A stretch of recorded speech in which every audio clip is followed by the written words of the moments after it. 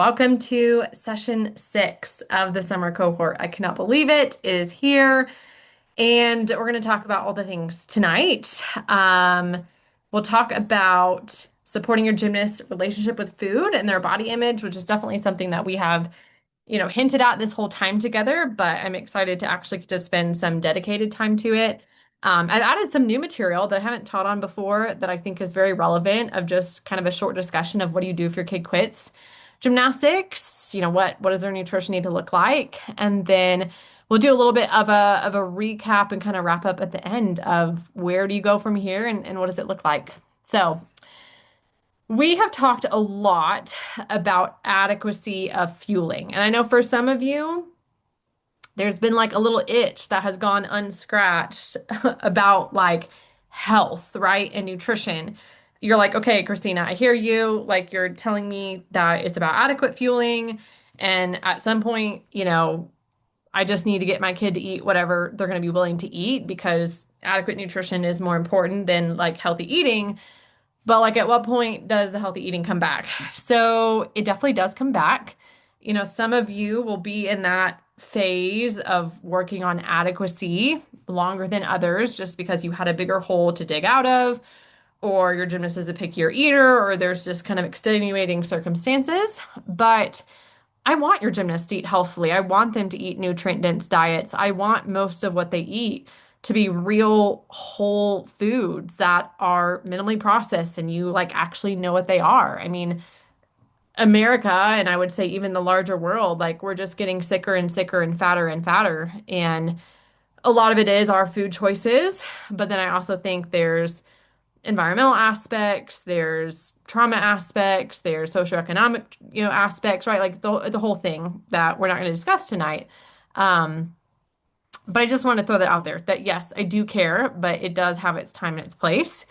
In terms of your gymnast relationship with food, something we work really hard on is we don't want to demonize any food. Like we don't want using that language of good versus bad because we don't want your gymnast to feel guilty. And I'll tell you, most of the gymnasts we work with who do struggle with their relationship with food and body, they're restricting, they're binging, they're weight cycling. It's because they either eat clean and perfectly or they eat something they feel like is quote unquote bad.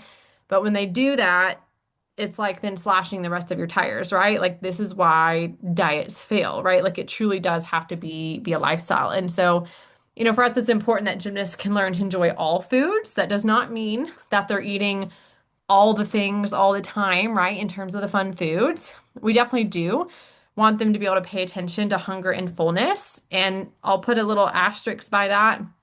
Obviously, a lot of you are still in just that catch-up growth, adequacy of fueling boat, and your gymnast is going to need to eat when they're not hungry. But if you talk to any elite athlete, they'll tell you that they often have to eat when they're not hungry. And it's simply because there's just so many things in their day or their schedule is just so scheduled or so unpredictable that they just don't have the luxury like maybe an adult does where, you can go to work, but you could kind of check in with yourself periodically of like, okay, it's 11, I could eat lunch now or I could wait till 12. Like, how am I feeling? How hungry am I? What else do I have to do? Can I wait a little bit, right? Like a lot of our children and teens who are in school, who are in college, who are super scheduled, like they just don't have that luxury. But it's still there. Like the ability is still there. It might be something they need to work on post sport, and we'll definitely address that later tonight. I think the big thing is just having the ability to fuel for performance, right? Like I never want a gymnast to be so caught up on healthy eating or what they're eating that they neglect fueling for what they're doing. And unfortunately, there is so much disordered eating in this sport that a lot of gymnasts will not get the nutrition they should for a variety of reasons, and that ultimately is going to hurt their performance. So, how do you kind of mesh together the concepts we've learned, right? Like, what do we do about the food system and how unhealthy so many things are, and how we want to feed our children and our families healthfully? Like, how do we blend that with what I've taught you about the importance of adequacy of fueling? And so, I think this is where something called gentle nutrition comes in. And essentially, this concept is really just holding space for both, right? It's recognizing that, yes, like there are nutrition principles. We know a lot of things about nutrition and healthy eating. We want to take the best care of our bodies and we want to make sure that we're making food choices that provide it what it needs. But food is also social and it's cultural and it's emotional. And there's going to be times where you're going to want the cookie because you want the cookie, not because it's like the best nutritional choice at the time, but because you got to grandma's house and she baked homemade chocolate chip cookies and that's what you want for your snack. Or it's someone's birthday and we're having birthday cake after dinner, right? Like, could you have a healthier snack? Sure. But again, not everything has to be perfect. And so, in my mind, that's what it looks like to kind of ebb and flow with a variety of food. I think, nutrition labels can be helpful if you're looking at sugar content or you're looking at ingredients. I think there's a lot of demonization about food ingredients, but at the same time, there's also just a lot of junk in our food system. And so I think, again, if like most of the time you're eating things that are minimally processed whole foods, very simple, you know what's in it, then when you do want to enjoy the goldfish or cookies or whatever, like it's just not a big deal because that's just a very small portion of kind of what we're doing.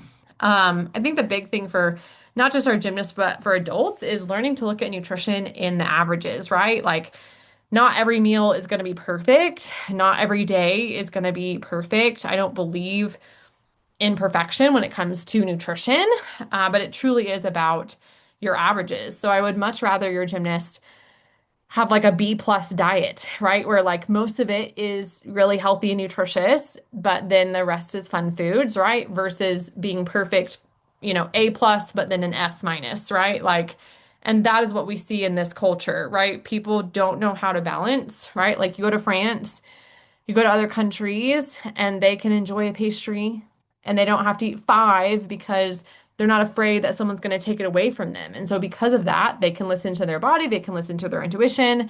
Obviously, they have a lot of other reasons that they stay more slender than Americans. But a lot of that mentality, I think we can bring into our relationship with food.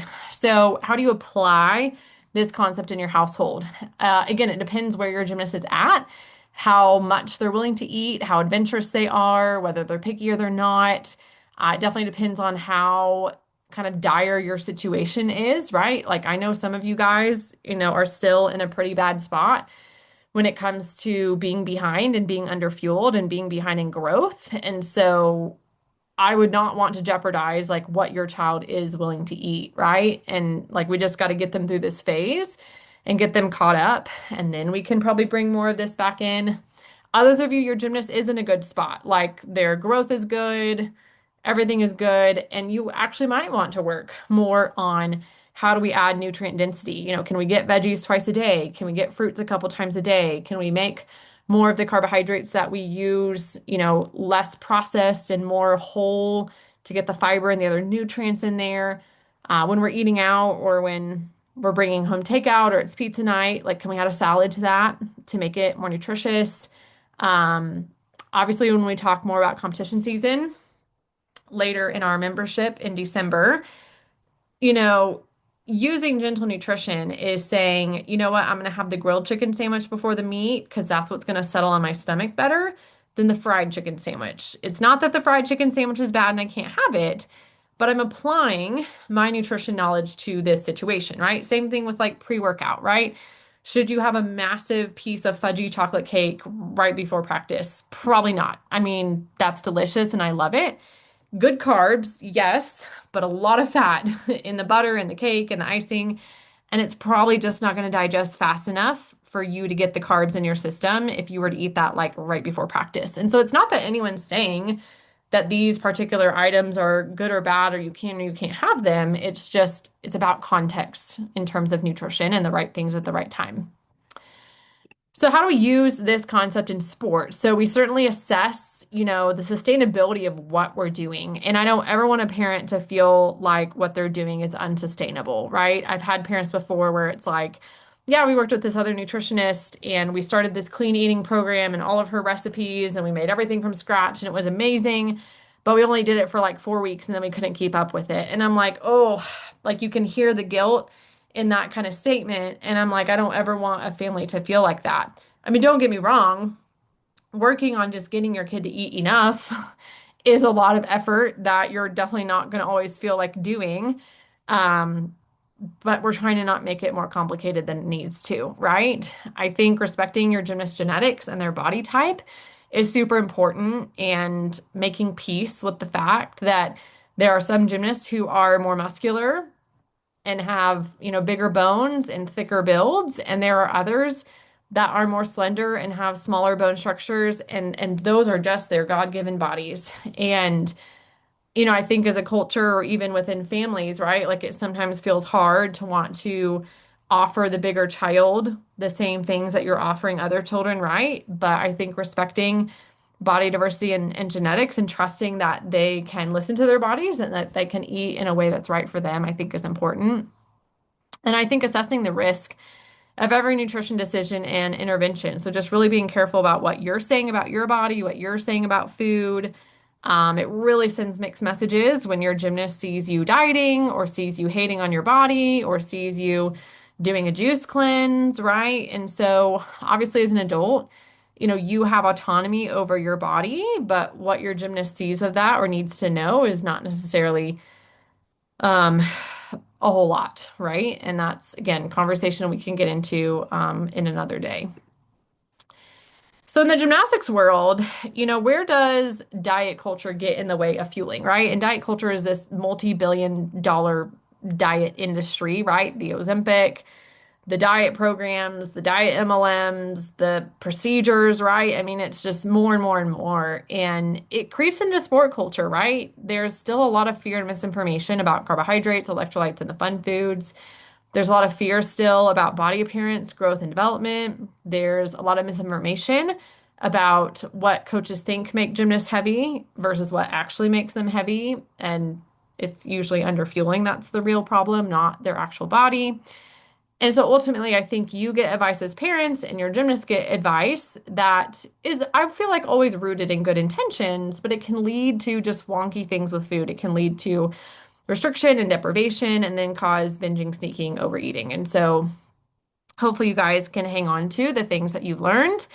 You're going to continue to hear crazy things just out in the world, right? At the gym, at the school, from your friends, at the doctors, on social media, and hopefully you've learned some good nutrition principles and a lot of the science behind it to allow yourself to kind of filter through that information. We're so careful to not put gymnasts on diets, to not talk about their bodies. We try really hard to get you to not weigh them at home, very frequently because the rate of disordered eating, even just within normal high school females, like we're not talking gymnasts, but high school females, I mean, it's 40+%, right? And I would argue that the percentage of female gymnasts and any other aesthetic sport athlete, dancer, cheerleader, it's high. It's high, the amount of girls who are really struggling.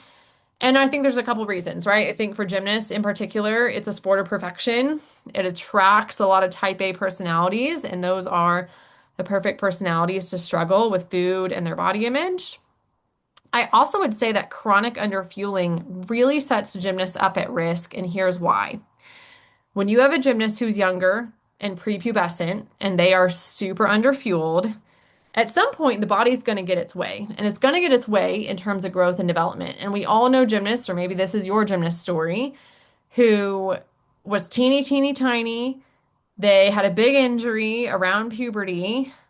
The time they were out of the gym, they grew a ton, they gained a ton of weight, and by the time they came back, they were completely different. And sometimes people will think, like, what happened to them, right? Like, coaches will be like, you are not the same gymnast. You got fat. You're too heavy. But here's the truth of the matter. A lot of the gymnasts that people look at that think are teeny tiny and that's just the way they're supposed to be, that's not actually their genetics.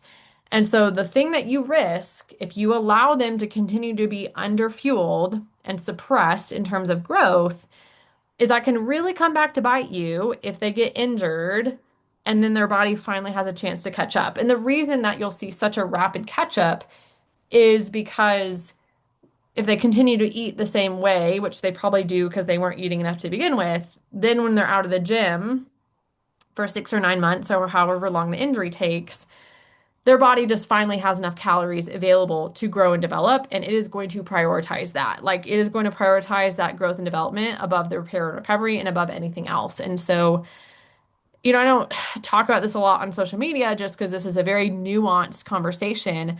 But what I kind of want to tell parents is like, hey, if you want your gymnast to gain a steady amount of weight through puberty, you have to make sure that they're eating enough before puberty because at some point the body's going to get its way.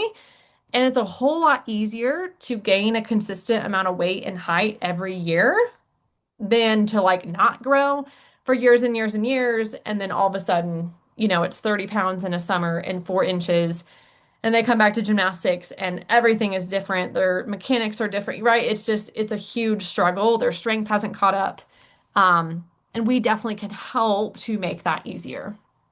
I think the other reason gymnasts are at risk is there's still just a lot of inappropriate nutrition, weight comments, and advice in the gym. I was actually talking to a coach today, and she was telling me they got a new athlete at a gym who came from a gym that, like, they did not allow them to have snacks. And, like, this gym trains a lot. Like, they train 5 hours a day, and this coach knows how important it is for the gymnast to have intra-workout nutrition. And she was like, hey, girl, like, you need to bring a snack. And the girl was like, what? Like, we're allowed to eat? So, yeah, unfortunately, there's still a lot of just weirdness out there that you need to be aware of as a parent. And I think have a lot of open dialogues with your gymnast to really help them own their nutrition. The truth is that disordered eating doesn't have a look. And, in my opinion, when we see these things in gymnasts, like this is what I'm gonna get nervous about. Gymnasts who want to count and track everything they eat. 100% no, definitely some disorder behind that. There's no reason for it. Gymnasts who are refusing to eat enough before their training. Obviously, we have that situation because of anxiety sometimes. That doesn't necessarily have to do with food or body or disordered eating. But if that's not there, and there doesn't seem to be a good reason for them like refusing to engage with the fueling plan, my spidey senses are going to be up for something with food in their body, and like there's a reason that they're not engaging. If all of a sudden your gymnast doesn't want to eat out, doesn't want to eat at friends' houses, is refusing to eat at restaurants, like that's a big red flag. If your gymnast can't take a rest day, that's a big red flag. Or if they can't eat normally on a rest day, right? Like if they do take a rest day, but they're making comments of like, well, I can't eat breakfast because I didn't work out today, or I'm not gonna have dessert because I didn't work out today. Like, no, that's not appropriate.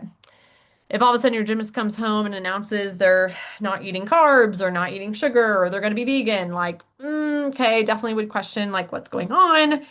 And then if all of a sudden like your gymnast just gets really interested in healthy eating, looking at Instagram and TikTok, starts to like make all these weird things and refuse to eat what you normally prepare, definitely should be a red flag.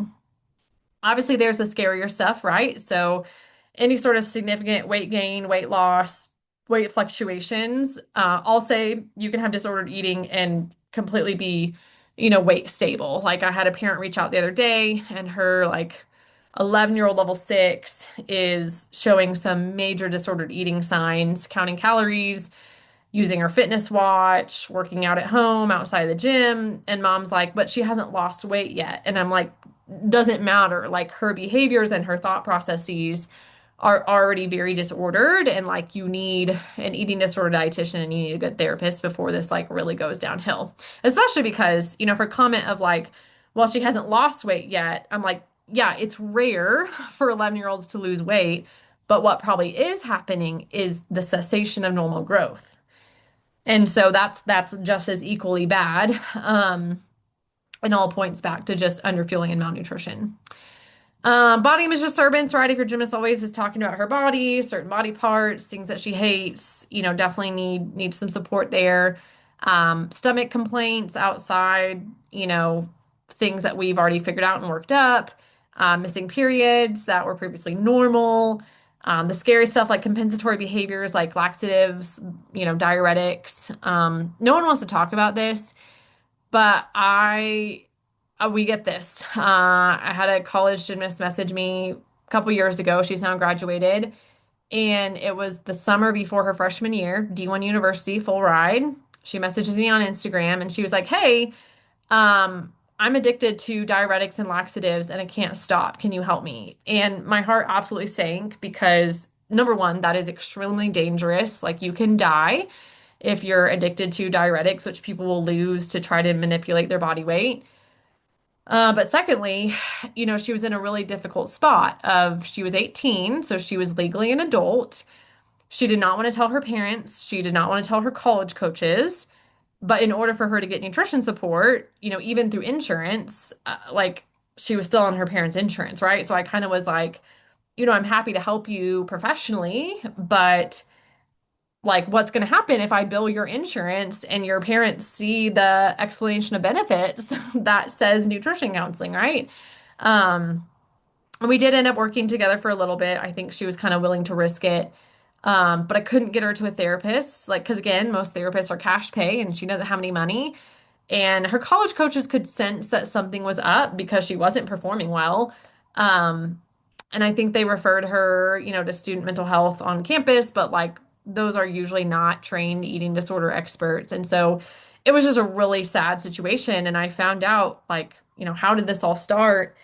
And the gym she was at, the coach had made them write down their weight every day at practice since she was like 9 years old, which is a complete safe sport violation and shouldn't be allowed. And it ruined her college career. Like she graduated and I've kept up with her, just kind of watching her compete. And she didn't super often make the lineups. And I can tell you why, for the short time that we worked together, she barely ate. Like, for her to quit the diuretics and laxatives, her solution was to not eat. And she did not have the tools and the support that she needed to be able to engage with nutrition. Like, that's where the therapy piece really comes in. And so, anyways, I share this to say these struggles are a lot more common than you think. They are very secretive. So, kind of by the time you recognize it as a parent, it's usually been going on a long time, and definitely deserves support, nutritionally and psychologically.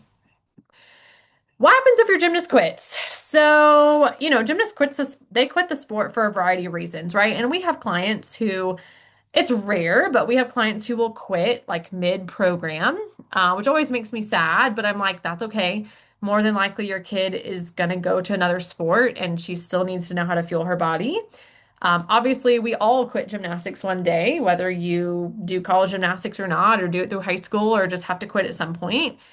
And this is why nutrition periodization is so important. And nutrition periodization is this concept of matching your food intake to what you are doing in the gym, and then growth and development and all the things. And this is why we work so hard on adequacy of fueling, because we know that when your gymnast quits one day, if they are under fueled while they are training 20 plus hours a week, that is going to set them up to probably really rebound in terms of weight gain, because their body has been deprived and suppressed. And so we want healthy bodies, healthy metabolisms that are eating enough for what they're doing so that if they do quit gymnastics and decide to be nothing but a couch potato, cool, we can adjust your nutrition. You might just need low intensity plates if you're not going to do any sort of exercise, but you'll be okay, right? I have an elite gymnast right now who's thinking about retiring, and I know something that's kind of holding them back is they're worried about gaining too much weight and they're worried about like losing their gymnast body. And so we've had conversations of like, well, you're not always going to look like a gymnast in this capacity at this level with how much you train. Like normal body change needs to be accepted. But secondly, we've been talking for the last year about why it's really important to not skimp on your fueling plan when you are training as much as you are, because if you're injured or one day you quit gymnastics, like we want to be able to toggle, kind of down regulate your intake in a way that that's appropriate and you don't feel like you have to starve yourself. So, all that to say, if your gymnast does quit or transition at some point, we will still help you. Still come do a one-on-one session with us. Let's talk about it. Let's rework the fueling plan. Let's come up with a plan for that transition out of sport. And then all the more reason right now just to really continue chipping away adequacy of fueling for your gymnast. So how do you support their body image? Which, in this era with social media and oh gosh, photoshopping and AI and all the things, like it's next level. And I think the first thing is you just got to question your own beliefs about what the ideal gymnast body is and make sure you're not projecting things onto your gymnast. I'll say that a lot of coaches and parents struggle themselves, normal, but it does need to be addressed. And we need to really be careful with what we say to our gymnasts or what we say that they hear when we say it about ourselves. What's interesting about body image, which is kind of how you see yourself, is research shows that people who have more skills and abilities have higher self-esteem. And gymnasts arguably have tons of skills and abilities, yet they often have really poor body image. And that's where these kind of negative body image assumptions come into play in something called body dysmorphia. And body dysmorphia is this term for where like you're seeing things about your body that other people can't see, right? Like we all know what I'm talking about. If you're like, oh, I'm so fat today, yet like your clothes still fit, right? Like everything really still is the same. It's probably about more what's going on emotionally for you than like what's actually physically changed with your body. These are seven big body image, negative body image assumptions that we see with gymnasts. The first one is just assuming that your appearance equals your success, your worth, and your value, right? If I looked a certain way, then everything would be better. Second assumption is I must try my hardest to look my best at all times, which is definitely a big one for our perfectionist gymnast. Third one is that by managing my physical appearance, I can control my social and emotional life. So this is kind of where that anxiety piece comes in. This is why eating disorders often pop up during big life transitions. Fifth is when people see me, the first thing they're going to notice is what's wrong with me, which is not true. People are normally too busy looking at themselves. The sixth one is something I learned from one of my early therapists, and she called it fat talk. And I remember sitting in her office. I was a sophomore in college. I had just gotten my first B in psychology of all classes. I hated it at the time, which is ironic. And I sat there and I was crying, and I don't normally cry. And all I could say is how fat I was.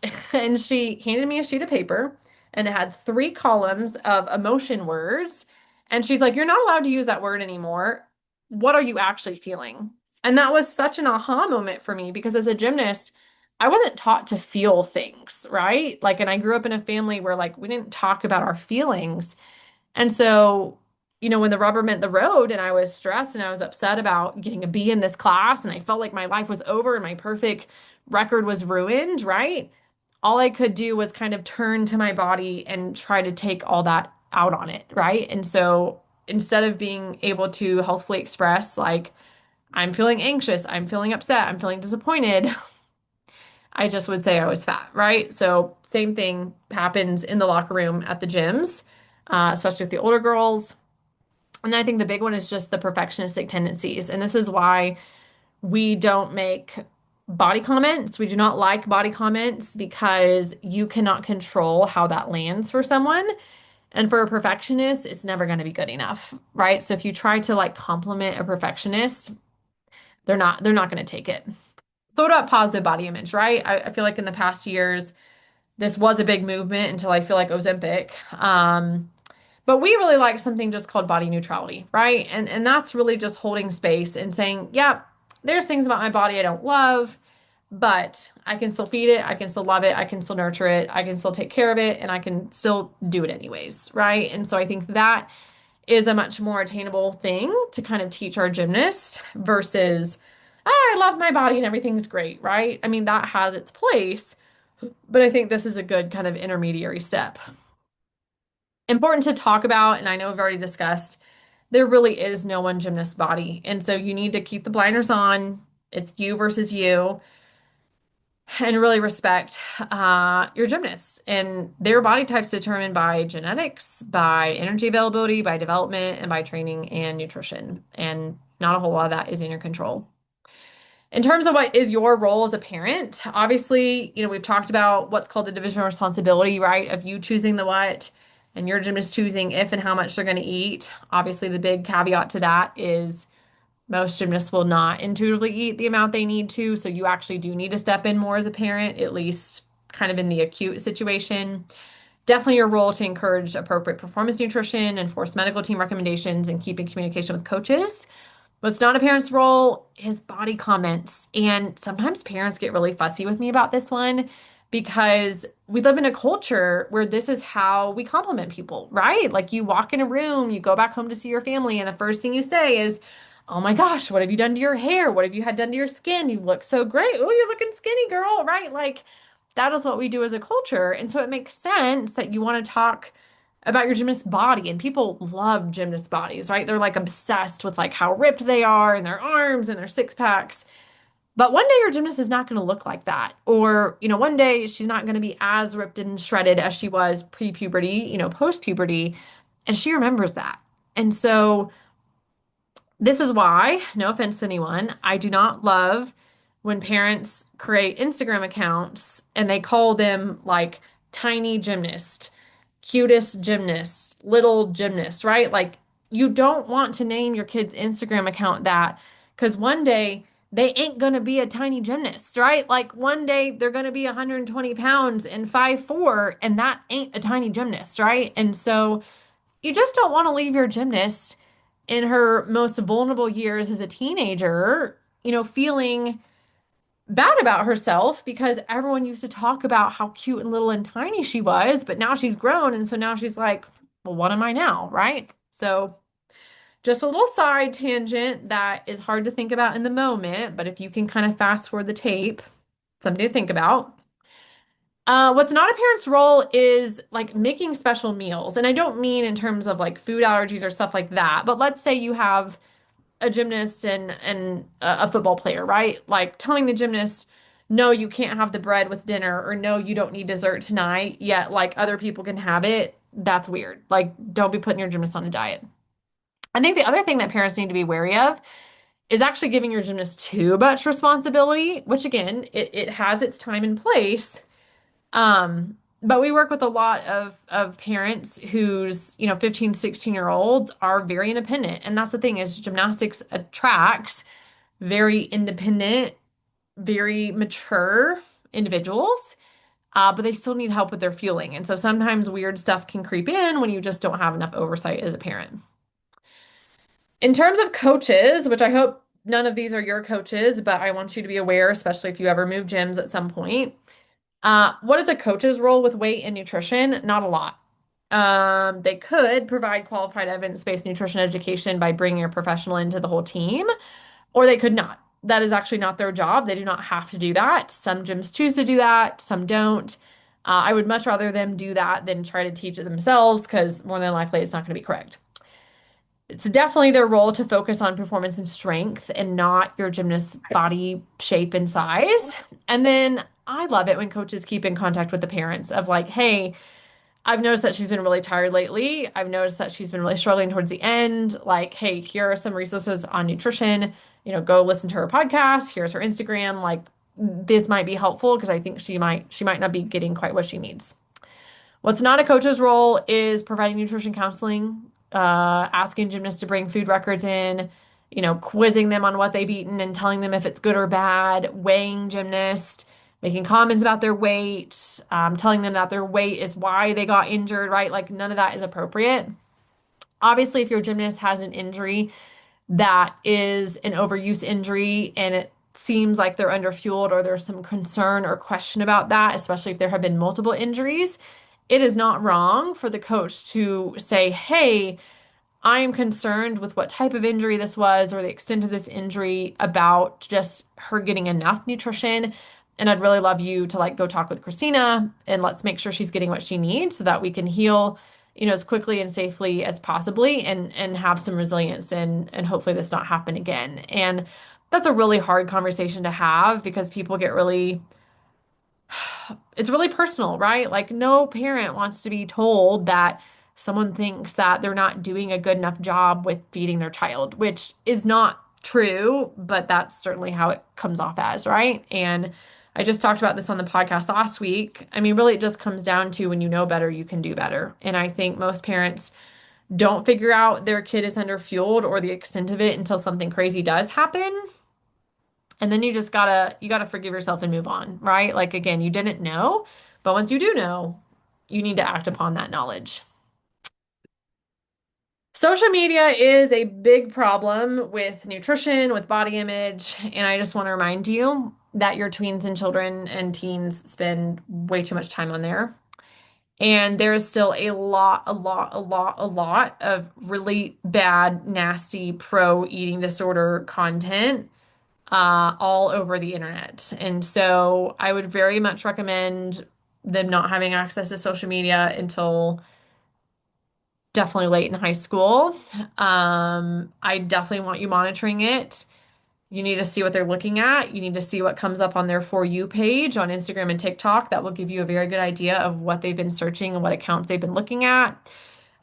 You also need to look at their messages, their DMs, and their email accounts. And if you do not have access to all of those things and their cell phone, you need to, because the internet is a very scary place. And we will get messages from gymnasts on Instagram and email asking for help, telling us about their eating disorder, all these things. And it always puts me in a really tight spot because, like, from a safe sport perspective, like, I can't respond back to them. Obviously they're a minor. And so I will send one line back and say, "Hey, thanks so much for reaching out. So sorry to hear you're struggling. Please have your parent reach out to us." And I'll put the link to the contact form on our website so that their parent could contact us. Does it happen? No, because these gymnasts are usually reaching out in secret, right? Desperate for help. But I will say we've had parents who have been able to catch some things. Um, Different ways that their gymnasts have been crying for help because they have had access to all of these things. Obviously, recruiting and Instagram is a thing, but you can manage that for your gymnast, and your gymnast does not like really need to be posting gymnastics videos on her own until I would argue like sophomore year, and I would hope by sophomore year, like you guys can share an Instagram account, but she can take some ownership of what she's posting, right? Like it truly is it's a business. All right, to wrap up, and then we'll go through questions. I showed you guys this slide at the very beginning of the summer, July 8th, our first session, and it's time to do another nutrition assessment. I feel like this is something that you should do quarterly. And you don't need to write anything down, but I think you can kind of think to yourself, you can talk with your gymnasts, like, how are we doing, right? Are we growing? Are we developing? Where are we on the growth chart? Where are we in respect to where we need to be? How's our energy? How's our injuries? How is our endurance, especially as we start back with full routines? How's our focus? How's our mood and emotion regulation? What happened over the summer? How's the skill progression? What are we doing to prevent everything? And then how's the relationship with food in their body? And you should be able to quickly think through this and be like, you know what, we are doing much better. It is night and day than a couple months ago, or we're still struggling in these areas, or like, yes, we've made progress on growth, but like, what are the things we need help with? You may need to get back in with us, right? And once a client, always a client. Like, we're not going anywhere. So you're not limited to the 4 sessions you've done. Like, we want you to keep working with us if that's what you need. Um, but it needs to be self-led. And so instead of struggling or guessing, like, hey, come back to us and let's check back in. Obviously, you guys have learned about the performance plates. Love them. They're not perfect, but they're definitely a great guide. And there will be times throughout the year that we will toggle between moderate versus high intensity in some situations. And again, if that's something you're not sure about, definitely where one-on-one support comes in. It's the school year, so hopefully we are building balanced snacks to eat when we are at school. I just told a gymnast that today. I was like, "Hey girl, no naked carbs. Like, not just goldfish at school, not just a granola bar, but for just normal healthy blood sugar management, let's pair it with a cheese stick. Let's have a handful of nuts." And I told her, she was older. I was like, "Girl, this is just healthy people nutrition. Like, this is going to be important if you ever quit gymnastics. We need to be eating carbs with fat and protein together." And we have lots of resources for you guys on this. Something I don't think we've talked about a lot, and I used to do a whole session on this, is just meal planning. And you might have heard me say this, I do not love meal planning. I do not like being tied down to eating a certain thing every night because sometimes I don't feel like it.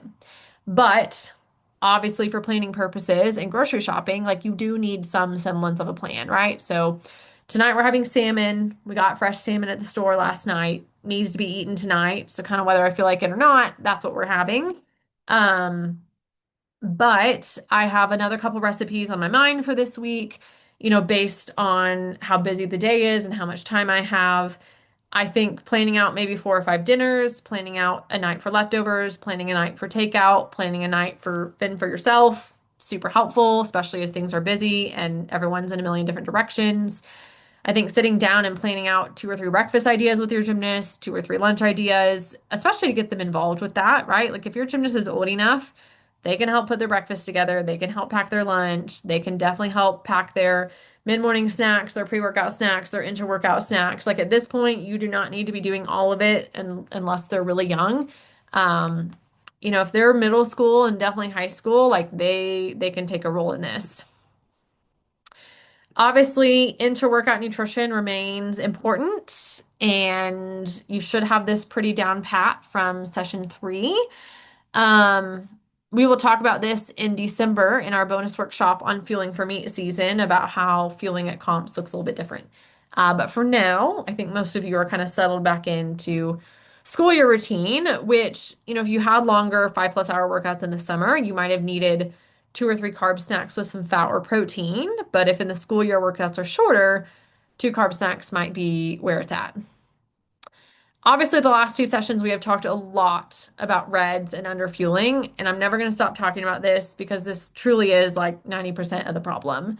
And so I really want you guys to filter any injury, any performance struggle, any weird health situation that comes up through this lens, because as long as your gymnast is training as much as she is, there will just always remain a high chance that she could be underfueled, and that could be contributing to these things versus her getting something like really random, if that makes sense. Obviously, at this point, we should know whether or not our gymnast is eating enough or not, and if we are still struggling, we need to be addressing that. So evaluating overall meal patterns, snacks, thinking about performance, looking at the growth chart in relationship with food. And the thing about nutrition is your gymnast nutrition needs are going to constantly evolve, right? As she grows, as she develops, as she advances in the sport, as her schedule changes. If she was injured when we started and now she's almost back to full training, there are just so many variables, which is why a lot of our alumni continue to check in with us 2, 3, 4 times a year just because things are constantly evolving. It's not like they're a 25-year-old professional athlete who eats one way in season and one way off season. Like, there is no real off season for gymnasts. Every gym is different, every gymnast is different, every year is different, and you need to be a couple steps ahead with nutrition if you're going to keep them healthy. I've talked about this a lot about just how adequacy of fueling is a safety concern. And these are really hard conversations. So I don't ever want a parent to feel like they're not doing a good job if their kid is underfueled. But at some point we got to take the emotion out and look at the data, right? Of like if they're underfueled, they're underfueled. If they're behind on growth and development, they're behind in growth and development. Does that mean you're a failure as a parent? 100% no. Because again, you can only do the best you can with the knowledge you have at the time. But once we've had these conversations, like you need to make changes. And that might mean having some really hard conversations with your gymnast. That might mean adjusting their gym hours. That might mean temporarily pulling them from gymnastics, right? That might mean really having to set some boundaries with nutrition and completion of meals and snacks. Like it's not fun and it's not easy. We're going to be there to support you in every way possible. If it's still a huge struggle, we might need to bring in a good therapist to provide some support for you and your gymnast in that way. But I can say it's so worth it, and it does get so much easier once you can kind of set these new boundaries and these new patterns. Definitely want you to keep looking at growth charts. I think it's important to, have gymnasts replotted on that growth chart a few times a year, especially when they're in the thick of puberty and things are changing, just to make sure we're growing as we need to, because that is such an important sign when it comes to adequacy of fueling. Obviously, we've done a lot of labs with some of you guys, and for some of you, we'll need to recheck them in a few months just based on initial results. Others may have looked pretty good, and I think we can wait a year. Others, it might be more 6 months, so very, very dependent on gymnast. We also have done a fair amount of hair tissue mineral analysis, which has been super fun. Um, and often very revealing. And once we can get you on some heavy duty mineral support, very helpful, very helpful. And so this is always a service that you're welcome to add on. Yeah, happy to share more. We've got a blog on it. You can talk with your dietitian about it. It has been a game changer for us for some of the iron issues. To me, it's very revealing with some of the bone fracture issues, definitely the period issues. So yeah, it's just nice for us to have another tool in our toolbox, especially after, what has felt like years of spinning our wheels with certain situations based on just blood work. So with that, definitely want to open it up to questions. I want to do one more giveaway. So put your email in the chat. We're going to give away a leotard. I did order four more size 8s and four more size 10s today. And I owe someone a size 8 from the giveaway from last week. So super excited. I went ahead and ordered it because I have a lot of 12s left. So I was like, I should order a few more of these smaller sizes. I don't think they'll be here till like December. Sylvia P takes a long time, but maybe I'll be surprised. But yes, so I've got of our custom Leo, I've got, yeah, some 8s, some 10s. So I feel good about doing a giveaway. Plenty of 12s, definitely got adult extra smalls, which if you haven't seen it, it is gorgeous and we love it. And it's super comfy. Sylvia P. I will send you all that link to order it. I will not send you that until, um, I don't know, later this week. I woke up to our Shopify account being suspended. Why? I have no idea. Because the only thing that we use that account for is to send you guys the free swag boxes, just because it makes it easy to link the shipping and print the label.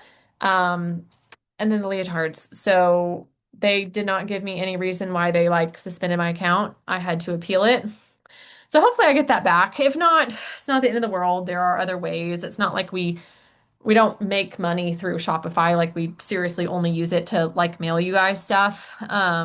But it is where I have like the leotard inventory stuff. And so again, off the top of my head, I think we have like 10 child 12s and definitely a good handful of like adult extra smalls. And I even have like I definitely have some adult smalls and like one or two adult mediums. But we've been out of the 8s and 10s. So all that to say, we're going to do a giveaway. If you also want to buy one outright, I know a couple of you have asked me about that. So when I get the checkout link up and running again, hopefully will be in a few days, I will email that out. And then while you're putting questions in the chat, I did want to bring up the membership again. So we have an alumni membership. Parents want to know, well, what's next? And this is what's next. So for like 49 bucks a month, come join our membership. I forgot the B. And we do a monthly workshop. So we kind of alternate between cooking classes, nutrition-based workshops, and then sometimes we'll do like a gymnast Q&A or like a hot topics or some like very specialized topic like skin health or gut health. This year I've brought in a couple guest experts, which we've actually gotten really good feedback from. I brought in Dr. Kaplan, our favorite psychologist. I brought in Dr. Ian Kreider, one of our favorite physical therapists. I brought in Vicky from Jill Hicks Consulting on Recruiting. I thought that was a fantastic session. And so I try to kind of intersperse those maybe once a quarter. So we will send you the link to sign up for that. And actually, if you sign up or if you fill out our feedback form, which we will email to you and I'll also post in the Facebook group, you'll get your first month free. So it's just a coupon for the first month free, and then it will bill you every month. And if you want to cancel at any time. You just need to email the team. Not difficult. So that's a great way to just stay in touch, have that community aspect, find out about new leotard launches, and all the things. So, what questions do we have? Let's see. Ooh, examples of accounts that are known promoters of eating disorders. Good example. So, a good example, good question. I cannot think of any off the top of my head because honestly, I try to not look at that stuff. But I will just say, like, definitely don't love a lot of the accounts that are like what I eat in a day. And if I'm gonna be really honest with you guys, a lot of these college gymnasts who are posting like what I eat in a day, like it's real disordered. It's real disordered. And that makes me really nervous because obviously those are not like pro eating disorder accounts, but your gymnasts follow those girls because they're at big universities and people are like obsessed with knowing what other people eat. And it kills me. Like a parent screenshot me um, a photo of a very, very, very well-known gymnast, D1 gymnast, I think was like the top recruit last year. She screenshot me a photo of her like what I eat in a day reel or get ready with me reel. And her breakfast was eggs and bacon. That was it. No carbs, no fruit, no calcium, no nada. And I just was like, oh geez, like, some kids wouldn't pick up on that. But if you have a teen who is struggling with food in their body, there's a lot of like monkey see, monkey do. Um, so that's really tricky. I think when you log on their Instagram, if you click on the bottom, whatever the icon is for that like for you page where it pulls up all the posts of things that it thinks you want to see, if that's filled with a bunch of half naked influencers or bodybuilders or whatever, or like people on really special diets, or people in bikinis, or people talking about their weight loss journey or their eating or whatever, like those are the kinds of things that should set your spidey senses off. And it may not be because your gymnast like was looking for weight loss, but kind of like the what I eat in a day with the elite gymnast, right? And that doesn't mean that your gymnast like can't follow that gymnast, but you guys might need to have a conversation. Which the parent that actually messaged me that, like she's got a third year level 10 that's 15. And she was able to have a really healthy discussion with her gymnast of how like, yeah, that's not a performance plate, right? Like that's not enough nutrition. Like that's not okay. And so I think it definitely can present a teachable moment. So let me know if that's helpful. I know on TikTok, which I am not on TikTok, I know the whole like skinny talk thing was going down a few months ago, and I don't necessarily know all the details. I think it was like TikTok accounts just literally teaching people how to lose weight and talking about how great it is to be skinny and all the things. And I know people complained, and I think TikTok like implemented some sort of like filter to try to filter out some of those trigger words, but we've all seen it on social media where like people will like asterisk out parts of the letters, or they'll put spaces or put emojis when they're using certain words so that like the AI bots can't pick up on what words they're using, but like they still get their point across. You know what I mean? Like you don't want to use the word like die or death in your Insta post. Like even for me, if I write an Insta caption and I'm like, if you don't eat carbs before practice, you might feel like death, right? Like that is in jest. Like people know what I'm talking about. But I won't write that word because I think my account would be flagged, but I might put like the skull and crossbone emoji. And I try to not use that example, but sometimes that's what you gotta do to get your point across. So yeah, those are the things I'd be wary of. Um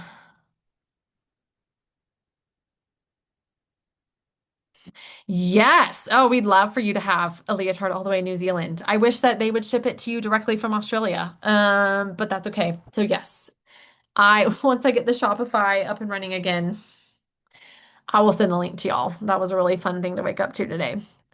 Um,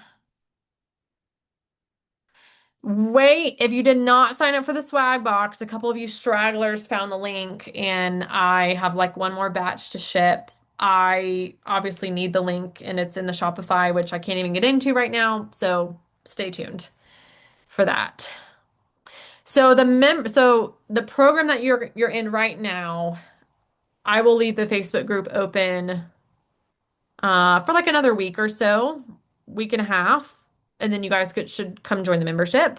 Um, we ask that your one-on-one sessions are done, by September 31st, like those initial four. If you need more, please do more. That's always a question. Parents are like, how do I keep doing sessions? You just keep doing sessions. So if your insurance, uh, check back in with us. Like we'll check coverage and make sure we're good to keep going.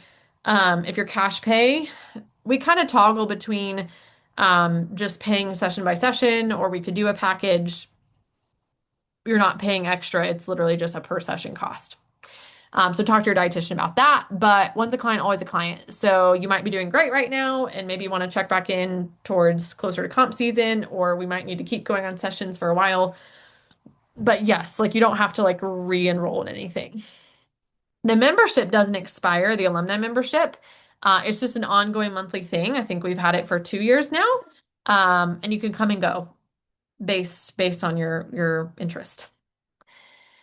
How do you handle coaches that make inappropriate food remarks? This is a really fun one. So obviously you have a conversation with your gymnast, right? And try to like damage control within your own household so that they know like what's appropriate and what's not. I think it's really hard as a parent to go to the coach and have a discussion. I think every parent is afraid of retaliation. Some coaches don't take the feedback well. I think there's coaches who might say things that they have no idea that might not be appropriate or could be harmful. But then there's definitely coaches who think they know everything about nutrition and would not take it well, you coming in and saying something. You are not paying them for nutrition advice. You are paying them to coach gymnastics. And so I think it just depends how comfortable you feel. And there could be ramifications, and that would be extremely unfair. But I think you just would need to be prepared for how that's handled. And to be honest, if it's not handled well, you need to leave, right? Like that's not the gym for you. Um, but I think those are kind of your options depending on your situation. I keep seeing a sports nutritionist post about creatine gummies as a supplement must. Great question. So, creatine is a substance that your muscles already have. We get it in our diet from eating muscles like animal tissue, chicken, beef, fish, pork, dairy. Um, it can help with explosiveness and muscle power and strength. Um, we have a blurb on it in our handout on supplements and injuries and inflammation that talks about like the dosing and who wants to use it. It is definitely all the rage right now. There's a ton of research being done on females, so it's definitely like trickling down into the youth sports arena. It is safe to use with youth athletes, but there need to be several conditions prior to using it. Like, first off, we have to be eating enough. Secondly, have to be getting enough high quality protein throughout the day. Thirdly, we need to be hydrating properly. And then, honestly, before I would even let an athlete do that, like, we need to have all the rest of the big rocks nailed. I have a couple older gymnasts that are on it that just wanted an extra boost. And I'm like, sure, like, safe. I can support you in that. Creatine gummies can be effective as long as it's the right dose. So, like 5 grams is the typical dose of creatine. For younger, we actually will do it weight-based, so they may not need that much. Um, you can get that through gummies. I have not tried them personally. I bet they taste pretty good, but you might get a lot of sugar and have to eat a lot of them. Like typically, when they put supplements in gummy form, like you just can't fit that much in there. So I think it's all dependent on the situation. The other thing about creatine that I do like is it has some neuroprotective effects. So like if you get a concussion, if you've been on creatine, that actually is like really protective, which I mean, you never know if someone's going to get a concussion, which I think gymnastics is a decently high risk sport. Um, so that just might be a consideration as well. Oh, I have links for like the leotards and the swag boxes. And then I'll put the link to the Google form for feedback in the Facebook group and we'll email it to you. But yes, if you're wanting to buy a leotard, I will send that to y'all when I get my Shopify back, which is hopefully in the coming days. And yes, the grandparents, yes, they are lovely. So grandparents, you can shut them down a little bit harder. I think you can set a loving boundary and say, "Hey, mom, love you, but we're not going to talk about nutrition. We're not going to talk about nutrition in front of the girls. We're not going to talk about bodies. Love you so much, but like that's not allowed." Um, I'm already preparing for that. I've watched my mother-in-law with my sister-in-law and her 3 girls, and I've watched my sister-in-law and how they parent their children with food, and I'm like, ooh, we won't be saying those things. Like just kind of some force feeding and comments and stuff like that were just from my professional experience. Yeah, I think you can kindly set a boundary, and try to explain why, right? So, maybe grandma's commenting on how skinny she is, and you can say how like that can be really harmful. You guys are working hard on it, but she's actually really sensitive to that. Obviously, I think a lot of families have children who do struggle with their weight in the other direction. And so again, also saying like, hey, she's really conscious on it. We're working on it. She needs to be treated like the other children and not feel different. So yeah, hopefully that's helpful. So we give you guys lifetime access to everything in the program. So, like again, 3 month summer program comes to the end at the end of September. You will not lose access to the replays from these live sessions, from like all the materials and all the workbooks. Like that will all still live in the portal. What you will lose access to is the Facebook community and then any ongoing bonus workshops and cooking classes. So, like, that's what we do in the alumni membership. But we do not take anything away from you. So you're good there. No, no, you do not need to download everything like a fiend. I did give you guys the workbook that has all of the handouts in it. So, I mean, I'd recommend you save that just because you'll probably access that better than like having to log back in.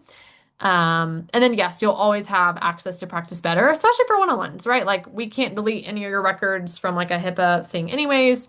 But we hope that you continue working with us. Your gymnasts are in a really unique situation where they're not done with the sport and they're probably not done growing and developing. And so, yeah.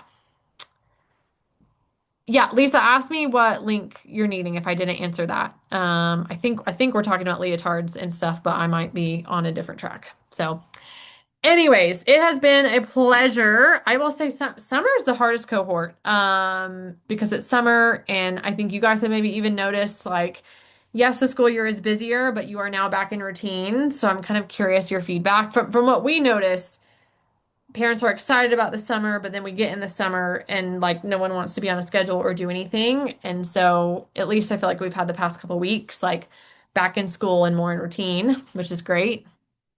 And then we've got a good like 3 months till season starts. And so it is not too late. Like you may still be in the thick of trying to work on all the things and you've still got some time. So like 1% better each day. Keep working on it. Yes, Lisa, we can resend that link out. It won't work right now because my Shopify is disabled. So we will send y'all a wrap up and I will give all the stragglers one last chance to order their swag box. But I'll probably send a separate email. I'll have Laura send you guys an email with the feedback form, like tomorrow, probably, if she hasn't already set it up already, which she probably has. And then whenever I get my Shopify back, I will send out another email that has like leotards to purchase if you want, swag box, so we can mail those. And yes. So, anywho, it's been a pleasure. Don't be a stranger. Okay. Once clients, always clients. And hopefully I'll see all you in the membership. And then you do get access to the cooking class. So I think we've already sent the recipe packet out for that. If not, it's scheduled to go out this week. That is 4 o'clock Mountain Time, Sunday the 28th, 6 o'clock Eastern, 2 hour cooking class. Some of you might have gotten to do our last cooking class in the summer if you had early enrolled, but I think the rest of you did not. And they are a blast. They are so much fun. The girls love them. Be there or be square because I truly feel like experiential learning through cooking is the best way to teach your girls about nutrition, not yak at them. And this is why of these 6 program sessions, we only invite your gymnasts to 3 of them because I think it's much more productive to teach them through cooking. So I've already set the menu. I've already tested the recipes twice. They're so great. Everyone's loved it. I actually brought it to friends for dinner the first night, and then I made it again Sunday. So yeah. Oh, you guys are welcome. I'm so glad you enjoyed this. You guys have put in so much hard work and effort. It is so hard to feed gymnasts. And a lot of people choose not to, right? Like you guys had to make a choice to invest. You had to make a choice to invest in the time and energy, and it might still feel thankless, right? Your gymnasts may still be in the thick of it. Nutrition does not fix overnight. And so some of you are seeing some good results, and others of you, like, we just got to be patient and really put the effort in. But it will pay off. And the great thing about nutrition is it will last forever. So even if your gymnast does quit tomorrow, the things that you've learned, the things that you've imparted to them, the things that you guys have worked on, it's not going away. So hang in there, ask us for support, let us know what you need. And we're really grateful for you.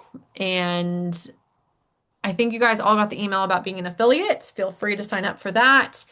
That allows you to promote like the quarterly workshops that we do, and you get a commission on that. And then if you ever refer someone to the program, just tell them to put your name on their application. Like I don't have a link for you to send them as an affiliate for the program because it's an application. And so check your email from last week about affiliate stuff.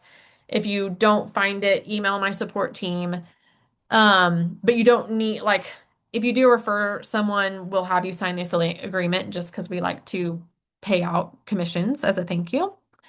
But yes, word of mouth means a lot, a lot, a lot to us. And so we're definitely grateful for that. Awesome. All right. I will see you guys in the membership and I'll see you at the cooking class. Bye for now.